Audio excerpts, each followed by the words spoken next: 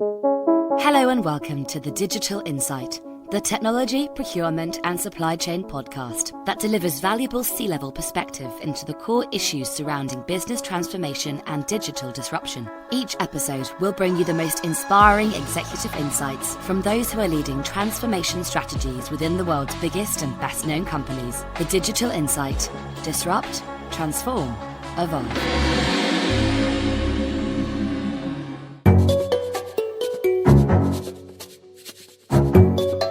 Welcome to the Digital Insight. This week's guest is Kuvesh Ayer. Kuvesh is the current CPO at the New York Metropolitan Transportation Authority, and he'll be discussing what it takes from a procurement perspective to keep one of the world's busiest cities functioning throughout a global pandemic. Welcome to the Digital Insight.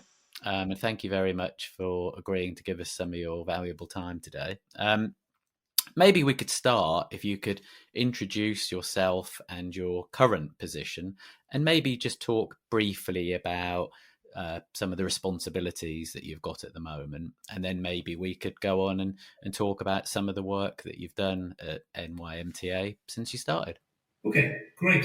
Well, firstly, thank you for inviting me to this podcast, and I'm excited to be here. I am currently the Chief Procurement Officer for the New York Metropolitan Transportation Authority, and it's 2 years since I've joined them. And a slight bit of history with regard to that. The MTA embarked on a huge transformation effort across all its operating divisions to transform the organization into a more efficient, effective organization than what it was used to working with. So I got a call one day to, would I be interested in this position? And I decided, okay, it sounds quite interesting, very challenging, and decided to throw my hat in the ring, as they say. And lo and behold, it's 2 years down the line. It's gone like a flash. Can you believe it?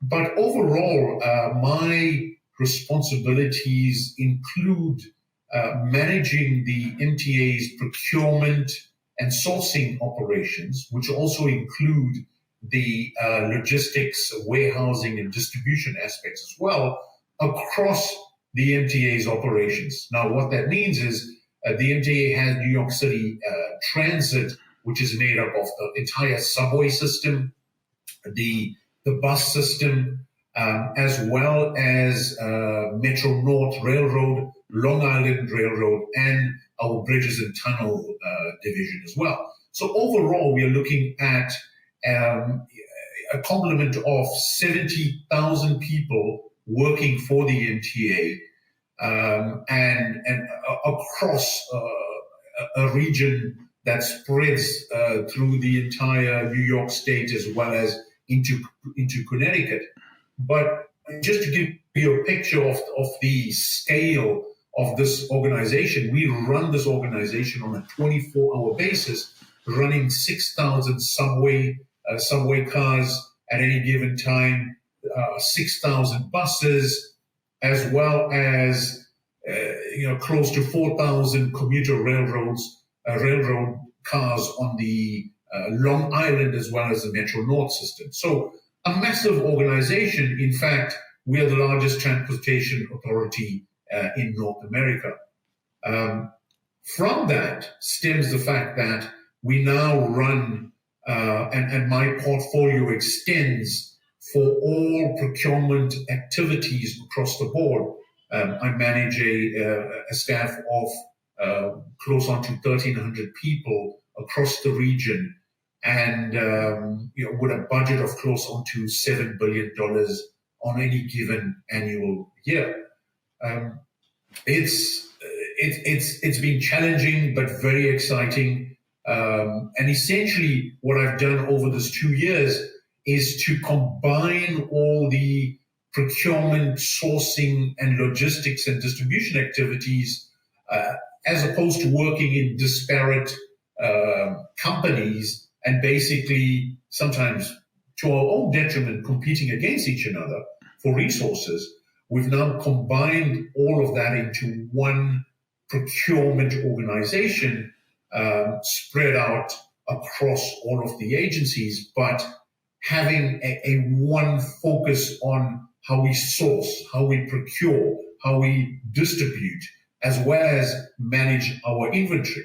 Our inventory at any given time is probably in the region of $700-800 million that we have to hold, and that in itself is quite large and has a challenge where we would have to have procure and distribute something that is almost part of our everyday lives now when I talk about PPE. So we have PPE as well as up to massive rail car equipment, wheels, engines, all of that. So, the entire spectrum.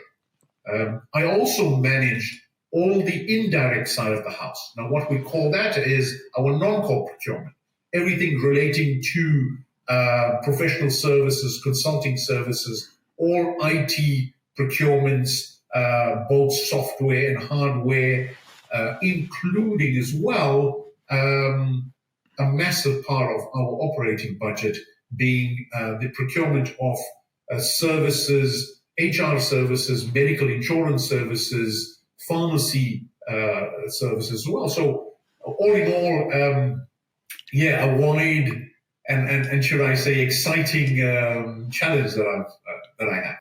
And also, such a massive scale as well, and you talked about some of the services that the MTA provides, and it's 24/7, and it's there are different regions and different authorities. How do you talked a little bit there about your aims and the ambitions of when you got into this role. How did you kind of start the journey of creating this kind of new procurement function? Well, it actually stemmed from my experience that I had encountered with. I used to work for Alstom. So Alstom is a multinational company, and I initially started off working for Alstom, managing the Southern African region, and then transferred to the US, managing their North American operations. And then around 2014, General Electric purchased Alstom. And I was part of the acquisition and transformation efforts, which was the world's largest industrial acquisition, around $12.5 billion, that also that encompassed 60,000 people worldwide. So I went through a process of assimilation, transformation, and the whole acquisition. And by dealing with that, I in retrospect, acquired a lot of these transformation skills and experience. And it was one of these aspects that the MTA liked, as well as my procurement, contracts, and legal background. So when I joined the MTA, we had a chief procurement officer for each of the organizations that I had mentioned. So Metro North, New York City Transit, buses, subways, bridges and tunnels, as well as Long Island and Metro North, as I mentioned. So what we did was initially to create an organizational structure that made sense. So by consolidating that and creating a structure where I also created a supply chain center of excellence, which would effectively look at supplier management, vendor management, vendor compliance. We are obliged to take any procurement over $1 million to the board. So creating a board reporting process and putting all of that into place. So creating a center of excellence which supported my own organization, but as well supporting the outside organization. As you would know, you have analytics and data analytics is critical in any organization. So set up an entire team reporting on that. We have legal obligations when it comes to our minority women-owned businesses. So we also, from a statutory perspective, have looked at that to achieve that, and creating an organization that, firstly, we looked at the structure and how that structure would work very closely with folks in setting that up. So we set that up and then started to appoint folks in that area. But one of the key aspirations of this transformation was category management, implementing a category management approach to the way we sourced, procured, and distributed essential services and items that we require. So, a simple example is when COVID hit, we, like the rest of the world, we're caught within this massive global requirement for masks. Now, if we are running a 70,000 strong organization on a 24-hour basis, we had to almost immediately, we were on the back foot in providing this essential PPE like the rest of the world.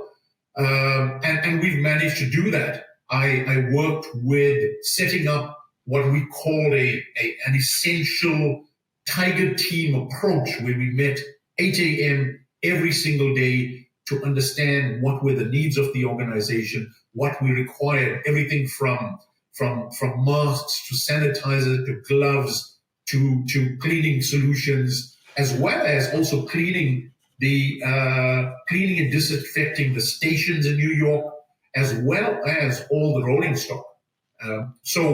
That in itself was a challenge. But, and if I sound somewhat self-congratulatory, my team came out at flying colors.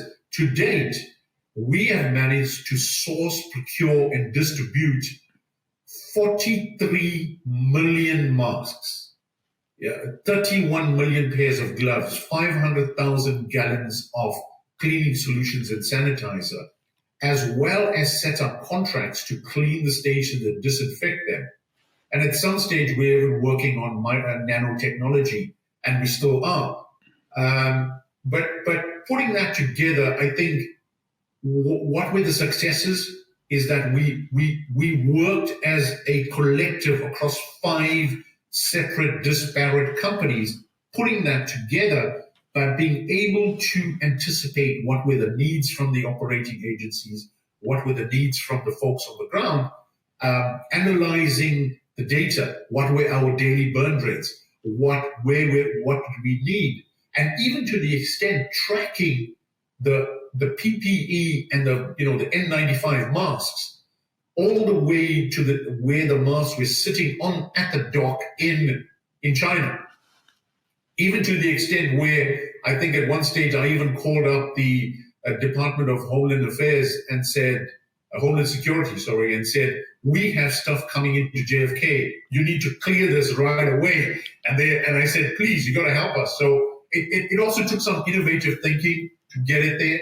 But kudos to my staff. They came across with flying colors. And we also, as a general to your viewers, I'd like to say we also anticipated that we would somehow need this. And what I mean by this is when Superstorm Sandy hit, there was also this urgent need for PPE. So way back in 2013, 2014, we realized there was this need. And unlike other companies, we had what I call a sort of precious stock of PPE cargo that we continually had and updated and refreshed. And in so doing, that gave us the impetus to be able to beat and have stock in hand and beat that urgent global demand. So I think all companies are now cottoned onto the fact we need that, and they're going to do it. So that in itself proved to be, I would say, a boon to us. And obviously, COVID is something that nobody would actively want to have to work against, or however you want to look at it like that.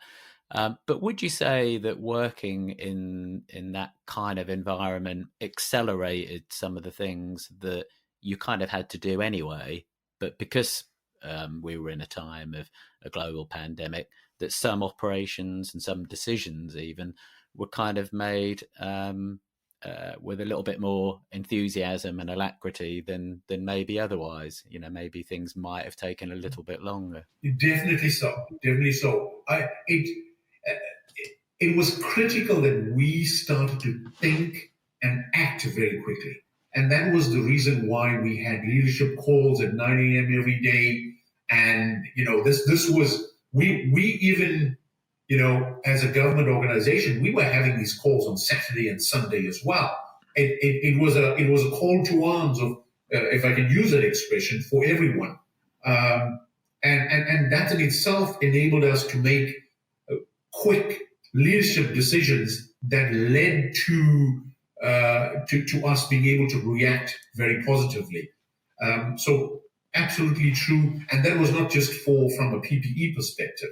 That was across the organization in terms of cleaning, disinfecting, and still being able to run service. Because unlike the rest of the world, in terms of other commercial activities that came to a standstill, we still were running on a 24-hour basis, albeit on a limited service, but we had to get those essential workers, the doctors, the nurses, and all of those folks to the respective places. So we were still running service. To especially our essential workers, the transportation, they felt the brunt of it and came out shining. So it is a testament to the hard work of our essential service, especially at the MTA, that in itself we were able to provide that service and maintain it to a large extent. And in terms of the changes that you've brought in, certainly organisationally, in terms of the procurement function, how would you describe the procurement strategy at MTA at the moment? How would you define it? I think we've moved into various aspects. So 3 critical areas that I concentrated on, as I mentioned, was the first, category management. Now, what do I mean by that? If you have 5 separate disparate organizations and each of them are buying parts, commodities, services, how do we establish, firstly, a category management strategy and a purchasing and sourcing strategy for that?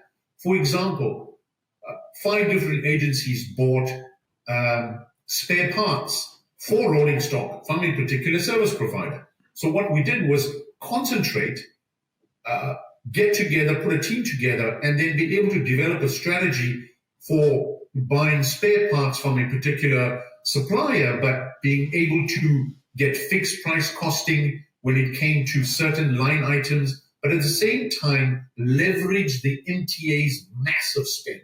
We're talking about billions of dollars of spend, hundreds of millions. And by doing that, we actually established partnerships with our suppliers. When I came in, my approach was, we cannot take the approach of, being able to knock every supplier, and on their heads and say, we want this, thou shalt do this. What we were looking at is establishing a partnership model where it made sense to work with the MTA, but at the same time, we were delivering value to the MTA from a purchasing perspective.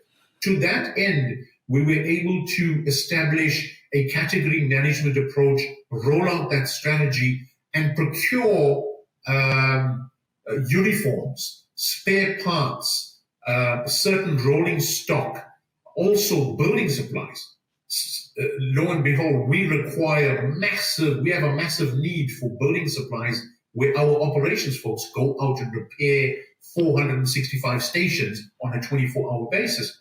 So we even took it to the extent where we leveraged, and thanks to the excellent negotiating efforts of my team, negotiated building supplies, which were at an all-time high. We negotiated pre-COVID rates. And by doing that, we saved MTA millions of rands.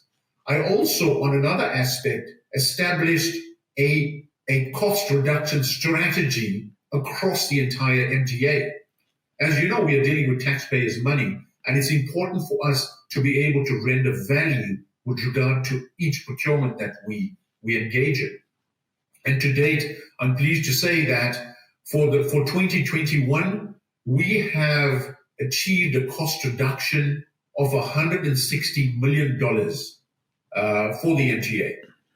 This was unheard of when I got to the MTA, especially I had to start with inculcating a culture of savings and inculcating that culture, and then being able to translate that into bottom line savings across the board, not only for procurement, but for our operations teams to understand that. So it made so much sense, and the numbers speak for themselves. I mean, you mentioned earlier the importance of data in kind of underpinning a lot of the work you do.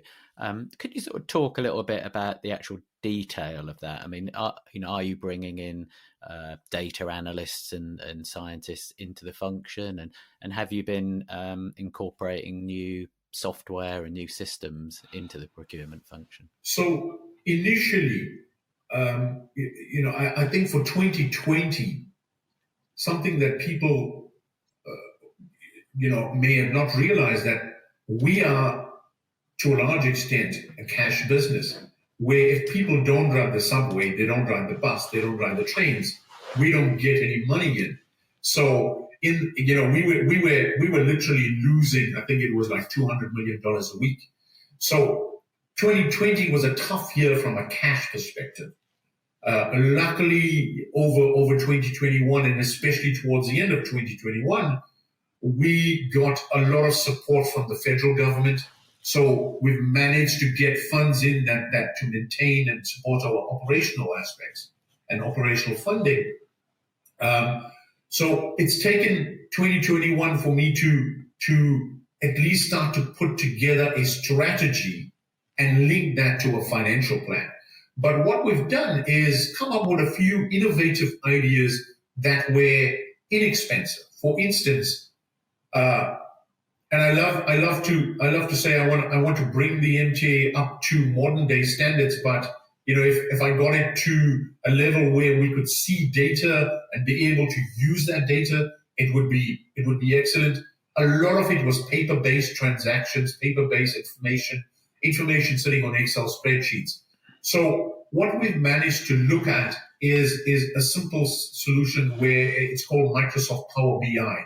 You are able to synthesize data, look at it, be able to make intelligent decisions where that data is translated into dashboards, and then look at that.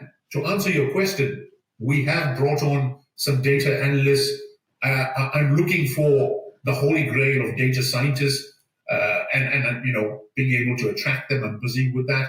But I've set up a data analytics team that work on these specific areas where we're starting to get data, analyze it, and being able to synthesize the data where we then utilize that to make intelligent decisions. I'm a long ways from claiming victory.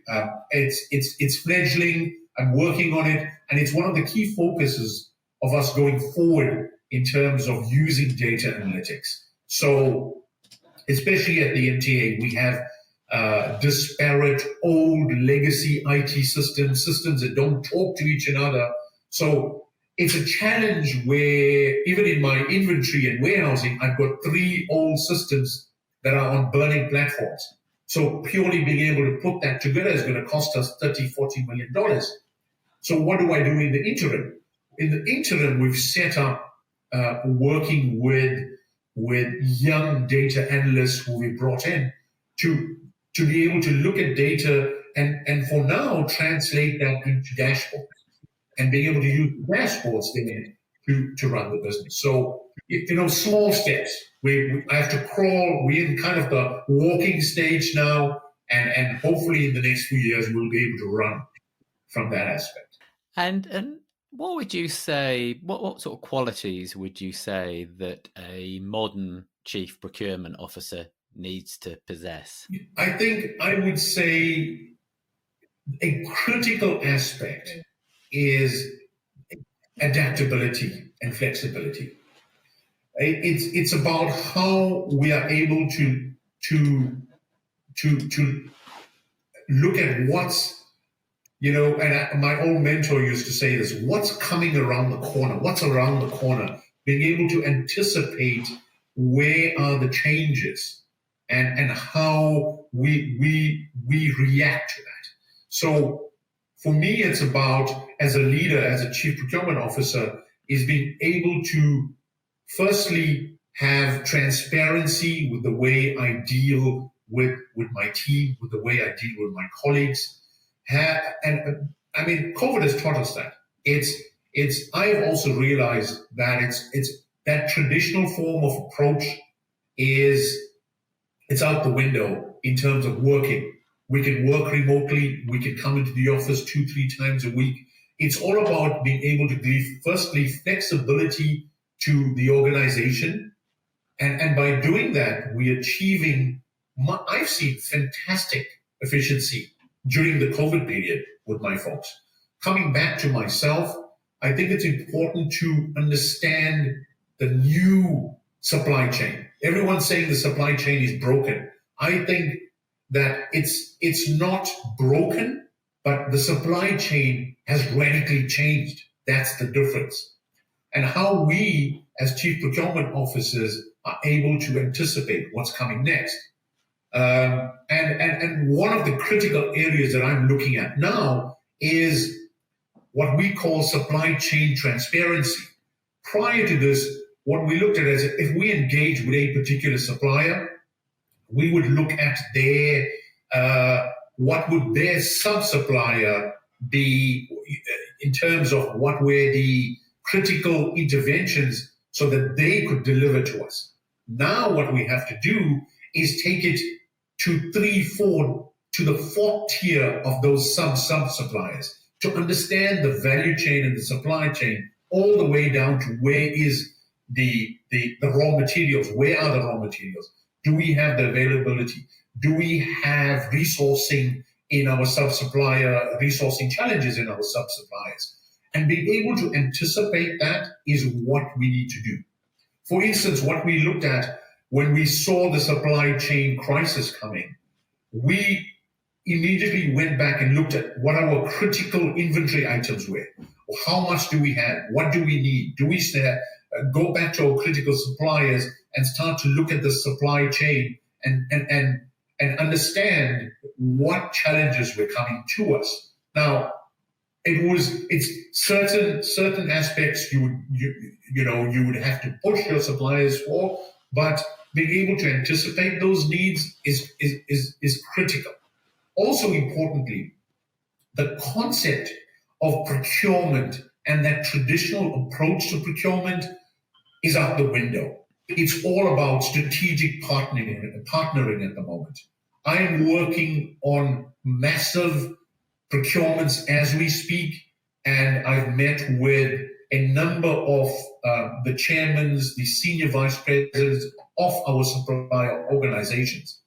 And what I am working on is a partnership model. And that partnering is how do we derive value? If it means that a supplier has to come into North America and build a factory, then for instance, what does that mean for the jobs that we've created? But more importantly, being able to give our suppliers the visibility, not only over the next 3-4 years, but what does that my procurement strategy lend itself to over the next 5, 10, 15 years? And being able to give clarity to our suppliers so that they make those real investments that not only benefit the NTA, it benefits our suppliers, it creates jobs as well as invest into the country. That's what's critical.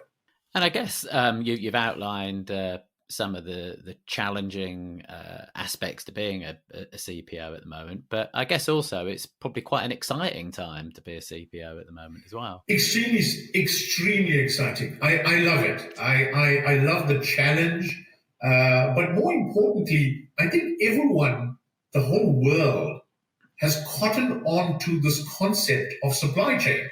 Supply chain is no longer this hidden away, and it's talked about as a back office function. I report to the chairman of the board and the CEO, but more importantly, it's being discussed at the dinner table nowadays. The New York Times just ran an article the other day talking about this very aspect, where supply chain is at it's the tip of the tongue of everyone. It's dinner conversations. It's boardroom conversation. So I'm very excited by it. I think we are living in a time where it's important for us to understand the changing and evolution of the workplace, the changing and evolution of our supply chain, and being able to put all of that together in the exciting times that we have ahead, especially for the US and globally, where a number of the governments are looking at how do we start to inculcate a culture of, if this ever happens again, what do we do? Do we start to have in-house capability? Do we make? Do we buy? We need to start investing in infrastructure? The president's infrastructure plan has been approved. So there's massive challenges, but exciting times ahead for someone like myself. But across the board, I think it brings to the forefront the supply chain and how important it is, and the fact that we're no longer a back office function. We have a seat at the table, and I'm excited for the future. Well, that was great. I think that's a really good point to leave it on. It was a fascinating insight into what you do, and thank you very much for joining us today. Thank you for listening to the Digital Insight Podcast in association with the Interface.net and CPOstrategy.com. The Digital Insight is brought to you by B2E Media Limited. We hope you enjoyed this episode. Please remember to subscribe, rate and review. And don't forget to check out our podcast archive at www.b2e-media.com/The Digital Insight.